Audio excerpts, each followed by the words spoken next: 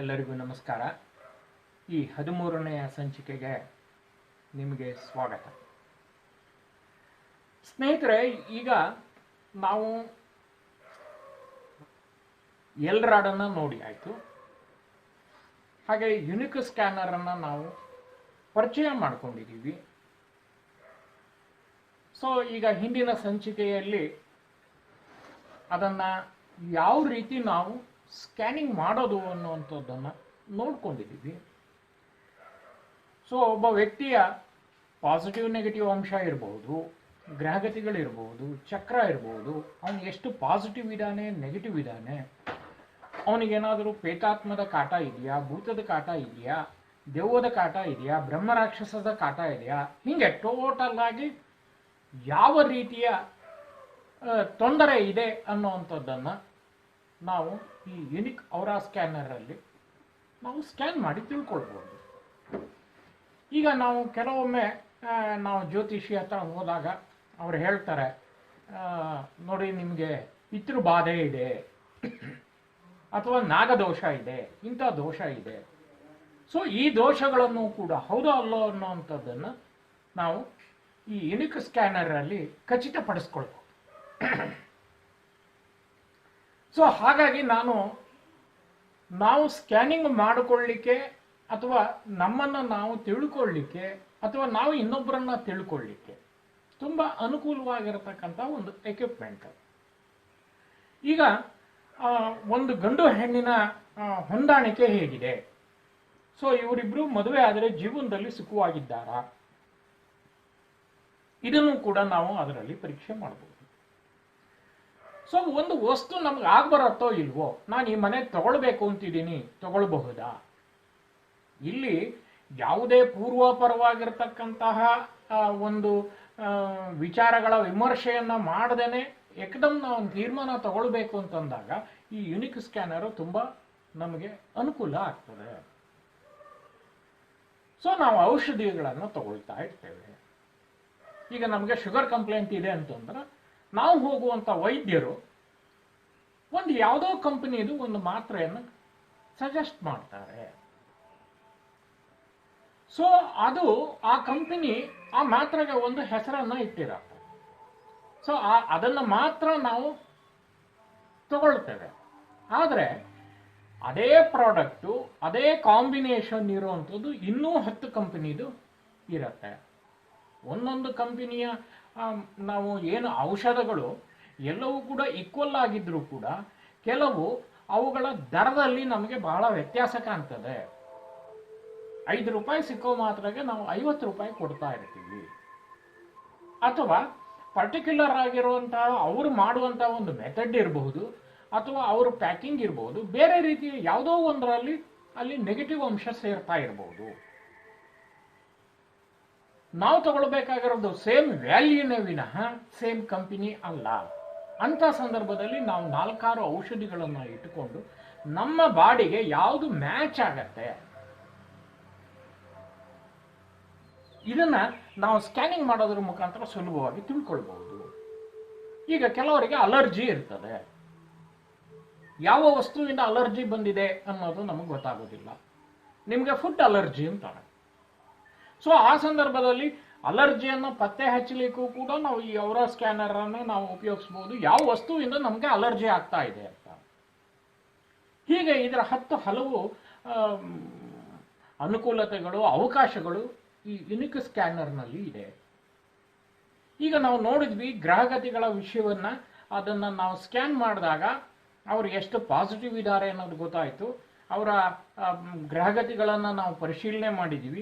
ಹೀಗೆ ನಾವು ಪರಿಶೀಲನೆ ಮಾಡಲಿಕ್ಕೆ ಒಂದು 25ರಿಂದ 30 ವಿಷಯಗಳು ಒಬ್ಬ ವ್ಯಕ್ತಿಯನ್ನು ನಾವು ಸ್ಕ್ಯಾನಿಂಗ್ ಮಾಡಿ ತಿಳ್ಕೊಳ್ಬಹುದು. ಸೊ ಈಗ ನಾವು ಮುಂದಕ್ಕೆ ಅವರಿಗೆ ನಾವು ಯಾವ ರೀತಿಯ ಹರಳನ್ನು ಅವರು ಧರಿಸಬೇಕಾಗ್ತದೆ, ಅಥವಾ ಹರಳೇ ಇವರಿಗೆ ಇಂಪಾರ್ಟೆಂಟಾ, ಅಥವಾ ಅದಕ್ಕೆ ಸಂಬಂಧಪಟ್ಟಿರ್ತಕ್ಕಂಥ ಜಪ ಏನಾದರೂ ಆಗಬೇಕಾ, ಆ ಜಪ ಯಾವುದಾಗಬೇಕು. ಸೊ ಇವನ್ನೆಲ್ಲ ವಿಸ್ತಾರವಾಗಿ ನಾವು ಇದರಲ್ಲಿ ನಾವು ತಿಳ್ಕೊಳ್ಬಹುದು. ನಿನ್ನೆಯ ಸಂಚಿಕೆಯಲ್ಲಿ ನಾನು ಒಬ್ಬ ವ್ಯಕ್ತಿಯನ್ನು ಸ್ಕ್ಯಾನಿಂಗ್ ಮಾಡಿದ್ದೀವಿ. ಈಗ ಅವರಿಗೆ ಪರಿಹಾರವನ್ನು ಕೊಡಬೇಕು. ಇಲ್ಲಿ ನಾನು ಕೇವಲ ಹರಳನ್ನು ಯಾವ ರೀತಿ ನಾವು ಸೆಲೆಕ್ಟ್ ಮಾಡ್ಕೊಳ್ಳೋದು ಅನ್ನೋವಂಥದ್ದನ್ನು ನಾನು ತೋರಿಸ್ತೇನೆ.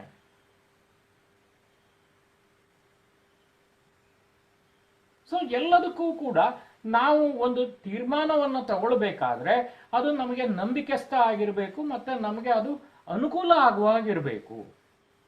ಈಗ ನಾವು ಒಂದು ಜಾಗದಲ್ಲಿ ಒಂದು ಹೋಮ ಮಾಡಿದೀವಿ ಅಂದರೆ ಆ ಜಾಗದ ನಾವು ಭಸ್ಮವನ್ನು ಅದರಲ್ಲಿ ಹಾಕಿ ನಾವು ಸ್ಕ್ಯಾನಿಂಗ್ ಮಾಡಿದಾಗ ಎಷ್ಟು ಪರ್ಸೆಂಟೇಜ್ ಅಲ್ಲಿ ಸಕ್ಸಸ್ ಆಗಿದೆ ಅನ್ನೋದು ನಮಗೆ ಗೊತ್ತಾಗತ್ತೆ. ಒಂದು ವಾರದ ನಂತರ ಅದೇ ಜಾಗದಲ್ಲಿ ಅದೇ ಭಸ್ಮವನ್ನು ಹಾಕಿಕೊಂಡು ನೋಡಿದಾಗ ಅದು ಶಾಶ್ವತವಾಗಿ ಇದೆಯಾ ಅಥವಾ ಆ ವೈಬ್ರೇಷನ್ಸ್ ಏನಾದ್ರು ಹೊರಟೋಗಿದೆಯಾ, ಆ ಕಂಪನಿಗಳನ್ನು ನಾವು ರೀಡಿಂಗ್ ತಗೊಳ್ಬಹುದು. ಸೊ ಒಬ್ಬ ವ್ಯಕ್ತಿಯ ನಾವು ಅವರವನ್ನ ನಾವು ನೋಡುವಾಗ ಅವರ ಎಷ್ಟಿದೆ, ಎಷ್ಟು ಡೆವಲಪ್ಮೆಂಟ್ ಆಗಿದೆ, ಎಷ್ಟು ಇರಬೇಕು, ಇದೆಲ್ಲದನ್ನು ಕೂಡ ನಾವು ಆ ಅವರ ಸ್ಕ್ಯಾನಿಂಗ್ ಮುಖಾಂತರ ನಾವು ತಿಳ್ಕೊಳ್ಬಹುದು. ಸೊ ಇಲ್ಲಿ ನಾನು ಒಂದೆರಡು ಸ್ಕ್ಯಾನಿಂಗ್ ಮಾತ್ರ ಮಾಡ್ತೇನೆ. ಒಂದು, ಈಗ ಆಲ್ರೆಡಿ ನಾವು ಜ್ಯೋತಿಷ್ಯಕ್ಕೆ ಸಂಬಂಧಪಟ್ಟಿರುವ ಹಾಗೆ ಅವರಿಗೆ ಯಾವ ಗ್ರಹಗತಿಗಳ ಸಮಸ್ಯೆ ಇದೆ ಅನ್ನೋದನ್ನು ಎರಡನ್ನ ಸ್ಯಾಂಪಲ್ ಆಗಿ ನೋಡಿದ್ದೀವಿ. ಒಂದು 3 ಸ್ಕ್ಯಾನ್ ಮಾಡಿ ಅದರಲ್ಲಿ 2 ಪರಿಹಾರ ಅವರಿಗೆ ಕೊಡಬೇಕಾಗಿದೆ. ಸೊ ಉದಾಹರಣೆಯಾಗಿ ನಾನು ಅದನ್ನು ಪೂರ್ತಿಯಾಗಿ ಮಾಡಿದರೆ ಉಪಯೋಗ ಕಡಿಮೆ, ಸೊ ಸುಮ್ಮನೆ ಸಮಯದ ವ್ಯರ್ಥ ಆಗ್ತದೆ.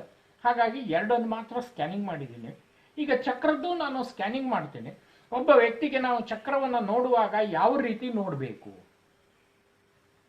ನಾನು ಗಮನಿಸಿದ ಹಾಗೆ ಎಲ್ಲರೂ ಕೂಡ ಒಬ್ಬ ವ್ಯಕ್ತಿಯ ಮುಂದಕ್ಕೆ ಅವರ ಸ್ಕ್ಯಾನರ್ ಹಿಡಿತಾರೆ, ಅದು ಎಷ್ಟು ಪರ್ಸೆಂಟೇಜ್ ಓಪನ್ ಆಯ್ತೋ ಅಷ್ಟೇ ಅಂತ ಹೇಳ್ತಾರೆ. ಆದರೆ ಅವರದ ಮೆಕ್ಯಾನಿಸಮ್ಮೇ ಅಷ್ಟೇನಾ, ಅಥವಾ ಚಕ್ರದ ಮೆಕ್ಯಾನಿಸಮ್ಮೇ ಅಷ್ಟೇನಾ? ಚಕ್ರನ ಅಷ್ಟು ಮಾತ್ರ ನೋಡೋದ್ರಿಂದ ಸಂಪೂರ್ಣವಾಗಿ ಅದರ ವಿವರಣೆ ನಮಗೆ ಸಿಕ್ಕತ್ತಾ? ಹಾಗಾದರೆ ನಾವು ಯಾವ ರೀತಿ ಆ ಚಕ್ರವನ್ನು ನಾವು ಪತ್ತೆ ಹಚ್ಚೋದು ಹೇಗೆ? ಸೊ ಇಲ್ಲೂ ಅಷ್ಟೇ, ನಾನು ಒಂದು ಚಕ್ರದನ್ನು ನಾನು ತೋರಿಸ್ತೇನೆ, ಬಾಕಿದನ್ನು ನೀವು ಅದನ್ನೇ ಫಾಲೋ ಅಪ್ ಮಾಡ್ಬೋದು. ಅದಕ್ಕೆ ಹೆಚ್ಚಿನ ಒಂದು ಸ್ಟಡೀಸ್ ಬೇಕು. ಪತ್ತೆ ಹಚ್ಚೋದು ಒಂದೇ ಜೊತೆಗೆ ಅದರ ಸ್ಟಡೀಸ್ ಬೇಕು. ಮುಂದೆ ಯಾವತ್ತಾದರೂ ನನಗೆ ಅವಕಾಶ ಆದರೆ ಚಕ್ರಗಳ ಬಗ್ಗೆ ನಾನು ಡೀಟೇಲ್ಸ್ ಕೊಡೋನಿದ್ದೇನೆ. ಈಗ ಮುಂದಿನ ಈ ಸಂಚಿಕೆ ಈ ಕೆಲವು ಇನ್ನೊಂದು 3-4 ಸಂಚಿಕೆ ಮುಗಿದ ಮೇಲೆ ಕ್ರಿಸ್ಟಲ್ ಬಗ್ಗೆ ನಾನು ವಿವರಣೆಯನ್ನು ಕೊಡೋನಿದ್ದೇನೆ. ಹಾಗಾಗಿ ಅದು ಮುಗಿದ ನಂತರದಲ್ಲಿ ಚಕ್ರದ ಬಗ್ಗೆ ನೋಡೋಣ. ಇನ್ನು ಮನೆಯ ವಿಷಯಕ್ಕೆ ಬಂದರೆ ಅವರ ಸ್ಕ್ಯಾನರನ್ನು ಬಾಗಿಲಲ್ಲಿ ಏನು ನೆಗೆಟಿವ್ ಇದೆಯೋ ಪಾಸಿಟಿವ್ ಇದೆಯೋ ನೋಡೋದ್ರ ಜೊತೆಗೆ ಒಬ್ಬ ವ್ಯಕ್ತಿಗೆ ಡೇಟ್ ಆಫ್ ಬರ್ತ್ ಇಲ್ಲದಿದ್ದಾಗ ಅವನಿಗೆ ಯಾವ ಮೂಲೆ ಇಂಪಾರ್ಟೆಂಟ್ ಇದೆ, ಫೈನಾನ್ಷಿಯಲ್ ಮೂಲೆ ಯಾವುದು, ಆತನ ಆರೋಗ್ಯಕ್ಕೆ ಸಂಬಂಧಪಟ್ಟಿರ್ತಕ್ಕಂತಹ ದಿಕ್ಕು ಯಾವುದು, ಆತನ ವಿವಾಹ ಅಥವಾ ಸಂಬಂಧಗಳಿಗೆ ಸಂಬಂಧಪಟ್ಟಿರ್ತಕ್ಕಂತಹ ದಿಕ್ಕು ಯಾವುದು, ಆತನಿಗೆ ಪ್ರಗತಿ ಅಥವಾ ಎಜುಕೇಶನ್ ಅಥವಾ ಅವನ ಪ್ರಮೋಷನ್ ಇದಕ್ಕೆ ಸಂಬಂಧಪಟ್ಟಿರ್ತಕ್ಕಂಥ ದಿಕ್ಕು ಯಾವುದು. ಸೊ ಅದನ್ನು ಕೂಡ ನಾವು ತಿಳ್ಕೊಳ್ಬಹುದು. ನಾನು ಒಂದು ಮನೆಗೆ ಹೋಗಿ ಅವರ ಮನೆಯ ಬೀರನ್ನು ನಾನು ಚೆಕ್ ಮಾಡಿದಾಗ ಅದರಲ್ಲಿ ನೆಗೆಟಿವ್ ಅಂಶ ಕಾಣ್ತು. ಸೊ ಬೀರುವಿನ ಪ್ರತಿ ಅರೆಯನ್ನ ನಾವು ಚೆಕ್ ಮಾಡ್ತಾ ಮಾಡ್ತಾ ಮಾಡ್ತಾ ಮಾಡ್ತಾ ಬಂದಾಗ ಸೊ ಒಂದು ನೆಗೆಟಿವ್ ಒಂದು ವ್ಯಾನಿಟಿ ಬ್ಯಾಗ್ ಅಲ್ಲಿ ಇತ್ತು. ಅಂದ್ರೆ ಇಡೀ ಬೀರುನ ಇಡೀ ವಾತಾವರಣವನ್ನ ಒಂದು ಕುಲುಷಿತಗೊಳಿಸ್ತಕ್ಕಂತಹ ಒಂದು ವಸ್ತು ಆ ವ್ಯಾನಿಟಿ ಬ್ಯಾಗ್ ಅಲ್ಲಿ ಇತ್ತು. ಸೊ 1 ವರ್ಷ ಹಿಂದೆ ಆ ಬ್ಯಾಗ್ ಅನ್ನು ಅವರು ಉಪಯೋಗಿಸದೆ ಹಾಗೆ ಬೀರೋಲಿ ಇಟ್ಟಿದ್ರು. ಇವತ್ತಿನ ಹೆಣ್ಮಕ್ಳ ಫ್ಯಾಷನ್ ಸೀರೆಗೆ ಒಂದೊಂದು ವ್ಯಾನಿಟಿ ಬ್ಯಾಗ್, ಒಂದು ಬಣ್ಣಕ್ಕೆ ಒಂದು ವ್ಯಾನಿಟಿ ಬ್ಯಾಗ್. ಹಾಗೆ ಅವರು ಉಪಯೋಗಿಸದೆ ಕಳೆದ 1 ವರ್ಷದಿಂದ ಉಪಯೋಗಿಸದೆ ಇರತಕ್ಕಂತಹ ಒಂದು ವ್ಯಾನಿಟಿ ಬ್ಯಾಗ್ನಲ್ಲಿ ಇತ್ತು. ಸೊ ಆ ವ್ಯಾನಿಟಿ ಬ್ಯಾಗಿನ ಪ್ರತಿ ಒಂದನ್ನು ನಾನು ಚೆಕ್ ಮಾಡ್ತಾ ಮಾಡ್ತಾ ಅದರಲ್ಲಿ ಹೌದು ಇಲ್ಲ ಇಲ್ಲ ಇಲ್ಲ ಸೊ ಒಂದು ಕಡೆಗಿದೆ. ಅದು ಕೇವಲ ಆ ಒಂದು ಬಿಂದಿ ಪ್ಯಾಕೆಟ್ ಏನಿದೆ ಆ ಬಿಂದಿ ಪ್ಯಾಕೆಟ್ ಅಲ್ಲಿ ಇರ್ತಕ್ಕಂತಹ ಒಂದು ಸಣ್ಣ ಪ್ರಸಾದದ ಚೀಟ್, ಒಂದು ಹೂವಿನ ಹೆಸರು. ಸೊ ಅದನ್ನು ತೆಗೆದುಹಾಕಿದಾಗ ಅವರ ನೆಗೆಟಿವ್ ಗೊತ್ತಾಯಿತು. ಹಾಗೇನೆ ಒಬ್ರು ನಮಗೆ ಗಿಫ್ಟ್ ಕೊಟ್ಟಿರ್ತಕ್ಕಂಥ ವಸ್ತುಗಳಿರ್ಬೋದು, ಅದು ನಮಗೆ ಪಾಸಿಟಿವ್ ಆಗಿಯೇ ಕೊಟ್ಟಿದ್ದಾರಾ ಅಥವಾ ನೆಗೆಟಿವ್ ಆಗಿಯೇ ಕೊಟ್ಟಿದ್ದಾರಾ ಅದನ್ನು ನಾವು ಪರೀಕ್ಷೆ ಮಾಡಬಹುದು. ಸೊ ಹೀಗೆ ಸವಿಸ್ತಾರವಾಗಿರ್ತಕ್ಕಂತಹ ಒಂದು ಸ್ಕ್ಯಾನಿಂಗ್ ಅನ್ನ ನಾವು ಯುನಿಕ್ ಅವರ ಸ್ಕ್ಯಾನರ್ ಅಲ್ಲಿ ಮಾಡಬಹುದು. ಅದನ್ನ ನೀವು ದಯವಿಟ್ಟು ನೀವು ಪ್ರಯೋಗಗಳನ್ನು ಮಾಡಿ ನೀವು ಅದರ ಸಕ್ಸಸ್ಸನ್ನು ಪಡೆಯಿರಿ. ಈಗ ಮುಂದಿನ ವಿಡಿಯೋವನ್ನು ನೋಡೋಣ. ಅವರಿಗೆ ಯಾವುದು ಸೂಕ್ತವಾಗಿರ್ತಕ್ಕಂಥ ರತ್ನವನ್ನು ಹೇಗೆ ಕಂಡುಹಿಡಿಯೋದು ಅನ್ನೋದನ್ನು ನೋಡೋಣ. ಇಲ್ಲಿ ನಾವು ಸಾಕಷ್ಟು ಹರಳುಗಳಿದ್ದಾವೆ. ಅವರಿಗೆ ಅವರ ಕಂಪನಕ್ಕೆ ಅವರಿಗೆ ಮ್ಯಾಚ್ ಆಗುವಂಥ ಹರಳು ಯಾವುದು ಅನ್ನೋವಂಥದ್ದನ್ನು ಸೆಲೆಕ್ಷನ್ ಹೇಗೆ ಆಗತ್ತೆ ಅನ್ನೋದನ್ನು ನಾವು ನೋಡೋಣ. ಸೊ ಈಗ ಈ ಹರಳನ್ನು ನಾನು ಅವ್ರಿಗೆ ಕೊಡ್ತಾ ಇದ್ದೇನೆ. ಇದು ಎಷ್ಟರ ಮಟ್ಟಿಗೆ ಅವರಿಗೆ ಸೂಟ್ ಆಗತ್ತೆ ಅನ್ನೋದನ್ನು ನಾವು ನೋಡೋಣ. ಸೊ ಹರಳು ಒಂದೇ ಜಾತಿ ಒಂದೇ ಕಲ್ಬಂಡೆದಲ್ಲಿದ್ದರೂ ಕೂಡ ಪ್ರತಿಯೊಂದು ವಿಭಿನ್ನವಾಗಿರುತ್ತೆ. ಅದರದೇ ಆಗಿರ್ತಕ್ಕಂಥ ಆತ್ಮ ಇರ್ತದೆ, ಅದರದ್ದೇ ಆಗಿರ್ತಕ್ಕಂಥ ಹೃದಯ ಅನ್ನೋದಿರುತ್ತೆ, ಅದರದೇ ಆಗಿರ್ತಕ್ಕಂಥ ಕಿರಣ ಇದೆ. ಸೊ ನಾವು ಒಂದು ಹರಳನ್ನು ನಾವು ತಗೊಂಡಾಗ ಅದು ತನ್ನ ಮಾಲಕನಿಗೆ ಸಪೋರ್ಟ್ ಮಾಡಬೇಕು, ಅದು ಭಾಳ ಇಂಪಾರ್ಟೆಂಟ್ ಇರುತ್ತೆ. ಸೊ ಇಲ್ಲಿ ಅವರಿಗೆ ಅದು ಸಪೋರ್ಟ್ ಮಾಡ್ತಾ ಇಲ್ಲ. ಈಗ ನೆಕ್ಸ್ಟ್ ಒಂದನ್ನು ನೋಡೋಣ. ಸೊ ಆ ಹರಳನ್ನು ವಾಪಸ್ ಕೊಡಿ.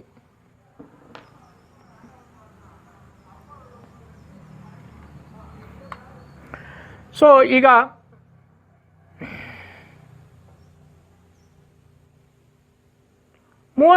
ಅಷ್ಟು ಇವರಿಗೆ ಈ ಹರಳು ಸಪೋರ್ಟ್ ಮಾಡ್ತಾ ಇದೆ.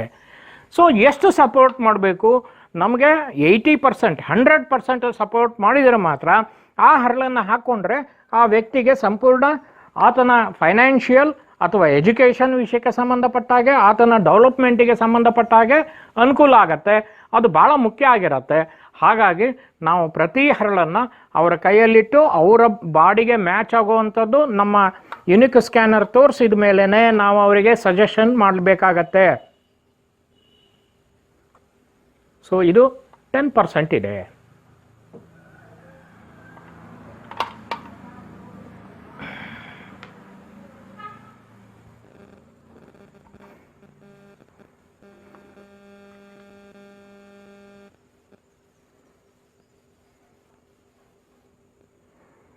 ಇದು 60% ಬಂದಿದೆ. ಸೊ ನಮಗಿದು ಸಾಕಾಗೋದಿಲ್ಲ.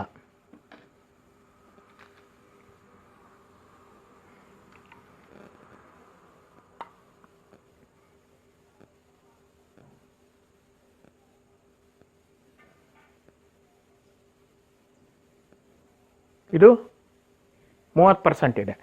ಒಂದೇ ತಂದೆ ತಾಯಿಗೆ 4 ಮಕ್ಕಳಿದ್ರೂ ಕೂಡ ಎಲ್ಲರೂ ಒಂದೇ ರೀತಿ ಇರಬೇಕನ್ನೋಂಥದ್ದೇನಿಲ್ಲ. ಪ್ರತಿಯೊಬ್ಬರು ಕೂಡ ವಿಭಿನ್ನವಾಗಿರ್ತಕ್ಕಂಥ ಕ್ಯಾರೆಕ್ಟರನ್ನು ಹೊಂದಿರ್ತಾರೆ, ವಿಭಿನ್ನವಾಗಿರ್ತಕ್ಕಂಥ ಗುಣಗಳನ್ನು ಹೊಂದಿರ್ತಾರೆ. ಹಾಗೆ ಒಂದೇ ಜಾತಿಯ ಕಲ್ಲಿನಲ್ಲಿ ವಿಭಿನ್ನವಾಗಿರ್ತಕ್ಕಂಥ ವೈಬ್ರೇಷನ್ಸು, ಕಂಪನಗಳನ್ನು ಒದಗಿಸೋವಂಥದ್ದು ಇರುತ್ತೆ. ಅದು ನಮಗೆ ಭಾಳ ಇಂಪಾರ್ಟೆಂಟ್ ಇರುತ್ತೆ.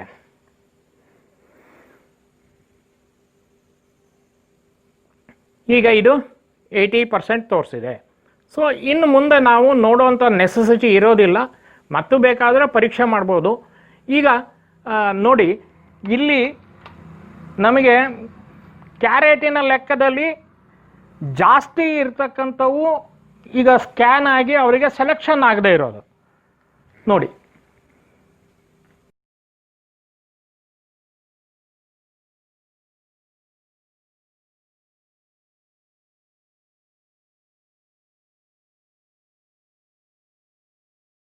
ಸೊ ಇಲ್ಲಿ ಸ್ವಲ್ಪ ದೊಡ್ಡ ಗಾತ್ರದ ಹರಳುಗಳು ಅವರ ಬಾಡಿಗೆ ಸೂಟ್ ಆಗಿಲ್ಲ, ಸಣ್ಣ ಗಾತ್ರದ್ದಾಗಿದೆ. ಅಂದರೆ ಇಲ್ಲಿ ನಮ್ಮ ವ್ಯಾಪಾರ ಉದ್ದೇಶ ಇರಬಾರ್ದು.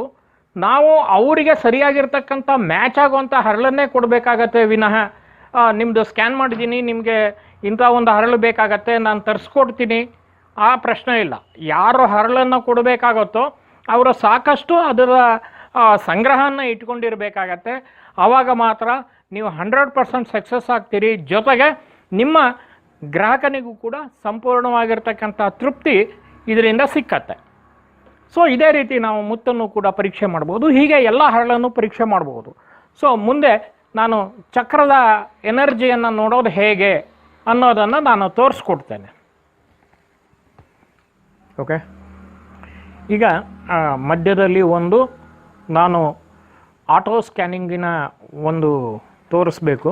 ಸೊ ನಾವು ಅವರಿಗೆ ಒಂದು ಡೆವಿಲ್ ಎನರ್ಜಿ ಇದೆಯೋ ಇಲ್ಲೋ ಅನ್ನೋದನ್ನು ನಾವು ಚೆಕ್ ಮಾಡುವಂಥದ್ದನ್ನು ಒಂದು ಸಾಕೆಟನ್ನು ಹಾಕಿ ನಾವೀಗ ಪರೀಕ್ಷೆ ಮಾಡ್ತಾ ಇದ್ದೀವಿ. ಸೊ ಇದು ಡೆವಿಲ್ ಎನರ್ಜಿ. ಸೊ ಇದನ್ನು ನಾವು ಇನ್ಸರ್ಟ್ ಮಾಡಿದಾಗ ಈಗ ಅಲ್ಲಿ ತನಕ ಇದು ಗ್ರೀನ್ ಬಣ್ಣದ ದೀಪ ಹೊತ್ತಿದೆ. ಈಗ ನಾವು ಇಲ್ಲಿ ಬಂದುಬಿಟ್ಟು ನಾವು ಲೇಸರ್ ಮೋಡ್ ಅಂತ ಹೇಳಿ ನಾವು ಚೇಂಜ್ ಮಾಡಿದಾಗ ಇದು ಆಟೋ ಮೋಡಿಗೂ ಬರುತ್ತೆ ಮತ್ತು ಟ್ರೇಸ್ ಔಟು ಕೂಡ ಆಗ್ತದೆ. ಸೊ ಇದು ಲೇಸರ್ ಮೋಡ್.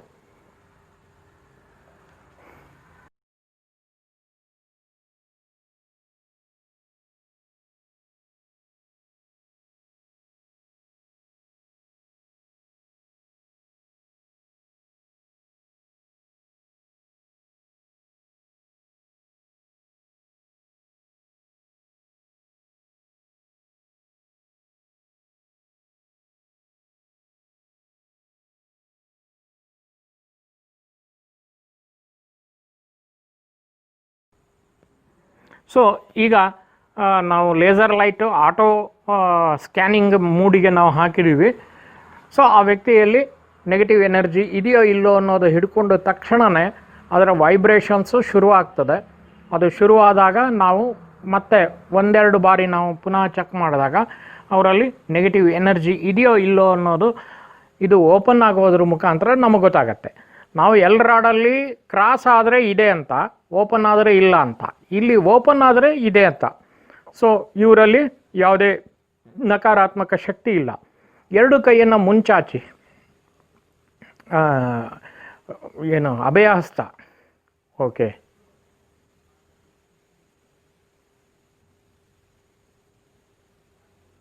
ಸೊ ಯಾವುದೇ ವೈಬ್ರೇಷನ್ಸು ಇಲ್ಲ. ಸೊ ಇವರಲ್ಲಿ ಯಾವುದೇ ಪೇತಾತ್ಮ ಆಗಲಿ, ಭೂತ ಆಗಲಿ, ದೆವ್ವ ಆಗಲಿ, ಅಥವಾ ಡ್ಯುಯಲ್ ಪರ್ಸ್ನಾಲಿಟಿ ಆಗಲಿ, ಇಂಥದ್ದು ಯಾವುದೂ ಕೂಡ ಇಲ್ಲ. ಸೊ ಅವರಿಗೆ ಯಾವುದೇ ರೀತಿಯ ಛಾಯೆಗಳ ಕಾಟ ಇಲ್ಲ ಅನ್ನೋದು ಇದರಲ್ಲಿ ಗೊತ್ತಾಗುತ್ತೆ. ಸೊ ನಾವೀಗ ಛಾಯೆಗಳಿಲ್ಲ ಅಂತಂದಾಗ ಗ್ರಹಗತಿಗಳಿರ್ಬೋದು, ಚಕ್ರ ಇರ್ಬೋದು. ಈಗ ನಾನು ಒಂದು ಚಕ್ರವನ್ನು ನಾವು ಸ್ಕ್ಯಾನಿಂಗ್ ಮಾಡೋದು ಹೇಗೆ ಅನ್ನೋದು ತೋರಿಸ್ತೇನೆ. ನಾರ್ಮಲ್ಲಾಗಿ ನಾವು ಎದುರುಗಡೆಗೆ ಆ ವ್ಯಕ್ತಿಯ ಚಕ್ರವನ್ನು ಸ್ಕ್ಯಾನ್ ಮಾಡುವಂಥ ಮೆಥಡನ್ನು ನಾವು ಬಹಳ ಗಮನಿಸಿದ್ದೀವಿ. ಆದರೆ ನಾವು ಚಕ್ರವನ್ನು ಸ್ಕ್ಯಾನಿಂಗ್ ಮಾಡಬೇಕಾದ್ರೆ 3 ರೀತಿಯ ಸ್ಕ್ಯಾನಿಂಗನ್ನು ಮಾಡಿ ನಾವು ಪರ್ಫೆಕ್ಟ್ ಮಾಡ್ಕೊಳ್ಬೇಕಾಗತ್ತೆ. 3 ಕಡೆ ನಾವು ಅವರನ್ನು ಸ್ಕ್ಯಾನ್ ಮಾಡಬೇಕಾಗತ್ತೆ ಒಂದೇ ಚಕ್ರಕ್ಕೆ.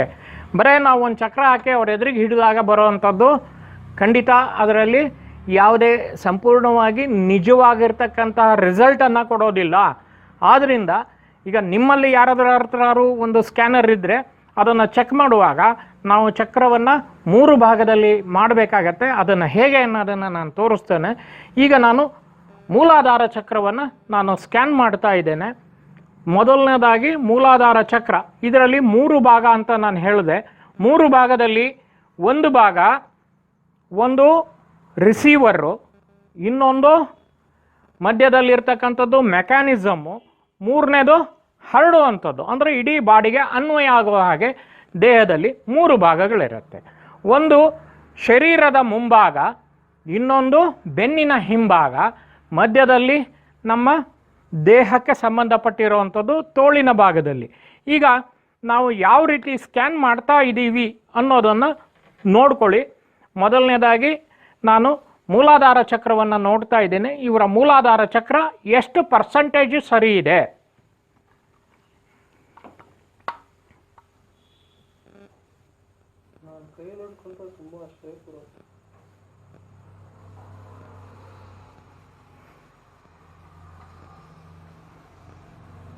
ಸೊ 30% ಇವರಲ್ಲಿ ಮೂಲಾಧಾರ ಚಕ್ರ ವರ್ಕ್ ಮಾಡ್ತಾ ಇದೆ ಅನ್ನೋದು ಗೊತ್ತಾಗ್ತಾ ಇದೆ.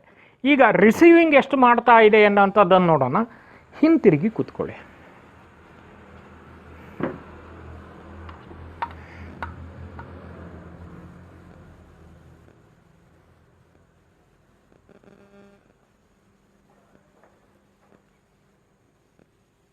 ಸುಮಾರು 70% ಅಷ್ಟು ರಿಸೀವಿಂಗ್ ಕೆಪಾಸಿಟಿ ಇದೆ. ರಿಸೀವರ್ ವರ್ಕ್ ಕರೆಕ್ಟ್ ಮಾಡ್ತಾ ಇದೆ. ಆದರೆ ಮೇಲೆ ಮುಂದಕ್ಕೆ ಇರ್ತಕ್ಕಂತಹ ಪಾಸಿಟಿವ್ ಆಗಿ ಕೆಲಸ ನಮ್ಮ ದೇಹಕ್ಕೆ, ನಮ್ಮ ಪರಿಸರಕ್ಕೆ ಏನು ನಮ್ಮ ಅಂಗಗಳಿಗೆ ಕೊಡಬೇಕಿತ್ತು ಅದಿಲ್ಲ. ಈಗ ಇವರ ಮೆಕ್ಯಾನಿಸಮ್ ಟ್ರಾನ್ಸ್ಮಿಟರ್. ಈಗ ಇವರ ಮೆಕ್ಯಾನಿಸಮ್ ಹೇಗಿದೆ ಅನ್ನೋದು ನೋಡೋಣ. ಮುಂಭಾಗ ಕೂತ್ಕೊಳ್ಳಿ. ಸೊ ಈಗ ನಾವು ಮುಂಭಾಗವನ್ನು ಸ್ಕ್ಯಾನಿಂಗ್ ಮಾಡಿದ್ದೀವಿ, ಅದೇ ರೀತಿ ಹಿಂಭಾಗವನ್ನು ನಾವು ಸ್ಕ್ಯಾನಿಂಗ್ ಮಾಡಿದ್ದೀವಿ. ಈಗ ಅವರ ಅಡ್ಡದಾಗಿರ್ತಕ್ಕಂತಹ ಬಾಡಿಯಲ್ಲಿ ಅವರ ಮೆಕ್ಯಾನಿಸಮ್ ಹೇಗಿದೆ ಮೂಲಾಧಾರದ್ದು ನೋಡೋಣ.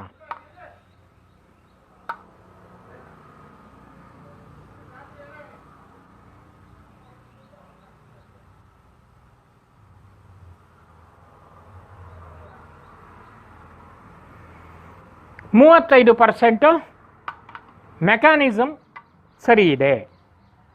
ಸೊ ಇಲ್ಲೂ ನಮಗೆ ಎಲ್ಲದೂ ಕೂಡ 100% ಇರಬೇಕು. 100% ಇದ್ದರೆ ಆ ವ್ಯಕ್ತಿಗೆ ಸಂಬಂಧಪಟ್ಟಿರ್ತಕ್ಕಂಥ ಮೂಲಾಧಾರಕ್ಕೆ ಸಂಬಂಧಪಟ್ಟಿರ್ತಕ್ಕಂಥದ್ದು. ಮುಂದೆ ಚಕ್ರಗಳ ಬಗ್ಗೆ ನಾನು ವಿವರಣೆ ಕೊಡುವಂಥ ಒಂದು ಸಂದರ್ಭ ಬರ್ತದೆ. ಆ ಕ್ಲಾಸನ್ನು ನಾನು ತಗೊಂಡಾಗ ಅದರಲ್ಲಿ ಇನ್ ಡಿಟೇಲ್ ಆಗಿ ನಾನು ಪ್ರತಿಯೊಂದು ಚಕ್ರದ ಬಗ್ಗೆ ಪ್ರಾಚೀನ ಕಾಲದಿಂದ ಹಿಡಿದು ಆಧುನಿಕ 2020 ತನಕ ಏನಿದೆ ಅದರ ವಿವರಣೆಯನ್ನು ನಾನು ಕೊಡ್ತೇನೆ. ಆದರೆ ಈಗ ನಾನು ಈ ಸ್ಕ್ಯಾನಿಂಗ್ ವಿಷಯದಲ್ಲಿ ಇವರ ಮುಂಭಾಗದಲ್ಲಿ ಅದನ್ನು ಏನು ಹರಡಬೇಕಿತ್ತು, ಏನು ಒಂದು ರೇಡಿಯೇಷನ್ ಆಗಬೇಕಿತ್ತು ಬಾಡಿಲಿ, ಅದು ಆಗ್ತಾ ಇಲ್ಲ. ಏನನ್ನು ಎಳ್ಕೊಳ್ಳಬೇಕಿತ್ತು ಅದನ್ನೇ ಎಳ್ಕೊಳ್ಳುವಂಥ ತಾಕತ್ತು ಇವರ ಶರೀರಕ್ಕಿದೆ, ಬಟ್ ಮೆಕ್ಯಾನಿಸಮ್ನಲ್ಲೂ ತೊಂದರೆ ಇದೆ. ಈ ರೀತಿ ನಾವು ಎಲ್ಲ ಚಕ್ರವನ್ನು ನಾವು ಸ್ಕ್ಯಾನಿಂಗ್ ಮಾಡಿ ನಂತರದಲ್ಲಿ ಫೈನಲ್ ಆಗಿ ನಾವು ಅವರಿಗೆ ಅನಾಲಿಸಿಸ್ ಶೀಟನ್ನು ನಾವು ಕೊಡಬೇಕಾಗತ್ತೆ, ಅನಾಲಿಸಿಸ್ ಮಾಡಬೇಕಾಗ್ತದೆ ಅಂತ. ಹೀಗೆ ನಾವು ಸ್ಕ್ಯಾನಿಂಗ್ನಲ್ಲಿ ಯುನಿಕ್ ಅವರಾ ಸ್ಕ್ಯಾನರ್ನಲ್ಲಿ ಇದರಲ್ಲಿ ವಿಶೇಷವಾಗಿ ನಾನು ಹೇಳಿದಾಗೆ ಇದಕ್ಕೆ PCB ಬೋರ್ಡ್ ಸಪೋರ್ಟ್ ಇದೆ, ಇದಕ್ಕೆ ಎಲೆಕ್ಟ್ರೋಮ್ಯಾಗ್ನೆಟಿಕ್ ಫೀಲ್ಡ್ ಇದೆ, ಇದರಲ್ಲಿ ಕ್ರಿಸ್ಟಲ್ ಎನರ್ಜಿ ಫೀಲ್ಡ್ ಇದೆ, ಜೊತೆಗೆ ಲೇಸರ್ ಸಪೋರ್ಟ್ ಇದೆ. ಈ ಸಪೋರ್ಟ್ನಿಂದ ನಾವು ಒಬ್ಬ ವ್ಯಕ್ತಿಯ ಸಮಗ್ರವಾಗಿರ್ತಕ್ಕಂಥ ಚಿತ್ರಣವನ್ನು ಅಥವಾ ಒಂದು ಆಬ್ಜೆಕ್ಟಿನ ಸಮಗ್ರವಾಗಿರ್ತಕ್ಕಂಥ ಚಿತ್ರಣವನ್ನು ನಾವು ಪಡೀಲಿಕ್ಕೆ ಸಹಾಯ ಆಗ್ತದೆ. ನಮಸ್ಕಾರ ಸ್ನೇಹಿತರೆ.